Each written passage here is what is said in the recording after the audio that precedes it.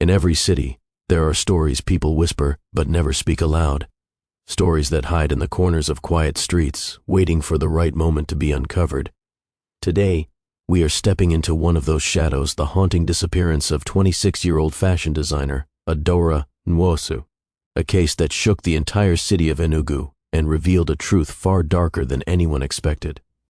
Adaora was known for her gentle spirit, her creativity, and the fashion brand she built from nothing, Ada's Couture. She wasn't famous, she kept to herself, and no one could imagine her having enemies. On the morning of April 14, 2021, she left her apartment in Independence Layout to deliver a wedding gown to a client. She made one last call to her assistant, saying softly, "I'll be back in 30 minutes." Those would be the last words anyone heard from her. Hours passed. 4 became 6, and 6 stretched into an entire night. Her assistant began to panic. Her mother broke down in tears, and when no one could reach her by the next day, the police officially declared her missing. Investigators started with the basics: her phone records, her last known location, CCTV along her route. But the deeper they looked, the stranger things became.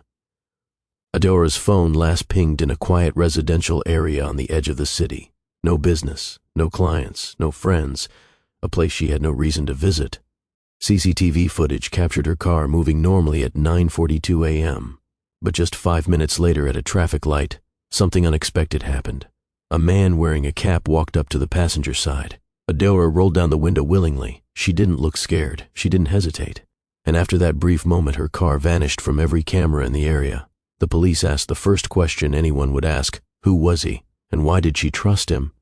As the investigation widened, a disturbing detail emerged. Adaora had been receiving anonymous text messages for weeks. Threats, warnings, strange accusations. She didn't tell her family or her assistant. She didn't go to the police because she thought she already knew who was sending them. Her former business partner, Obinna Chike, a man she once called her best friend. Obinna had helped Adaora start her business 2 years earlier. But after a series of disagreements over money, the partnership collapsed.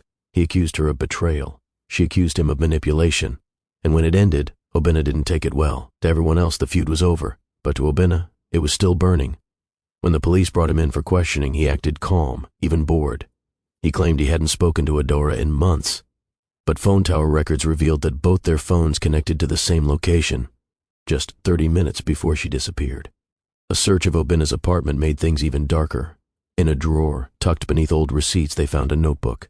Inside were detailed notes about Adaora, her daily movements, her suppliers, her clients, even the routes she preferred when driving. On the very last page, written in hard, angry handwriting, were the words, "If I can't have the brand, nobody will." Still, Obinna denied everything. 3 days later, Adaora's car was discovered abandoned near the edge of NGWO forest. The interior was spotless, unnaturally clean, the kind of clean that suggested someone wiped it down. But they missed one thing. Under the back seat, a small broken button from a man's shirt. Forensics matched it to a shirt Obinna was seen wearing in photos just days before the disappearance. With the evidence closing in, Obinna finally confessed, but not out of guilt or remorse. In his twisted version of events, he only wanted to talk. He said she refused to hear him, that she tried to walk away, and that what happened afterward was an accident. But investigators knew the truth.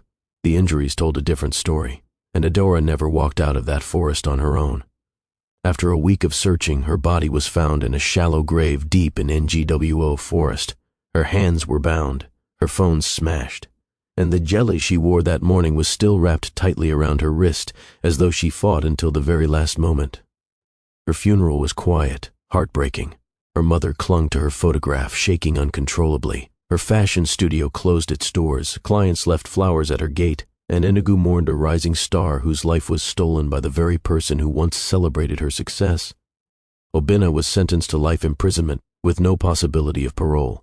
He never apologized. He never looked back. In his mind, he was the victim of betrayal, and Adaora paid the price. Some cases remind us that danger doesn't always come from strangers hiding in the dark. Sometimes, the real monsters are the familiar faces smiling beside us, pretending to support us while quietly hoping we fall. If stories like this move you, disturb you, and make you think twice about the world around you, make sure you subscribe, because many more cases are waiting to be told.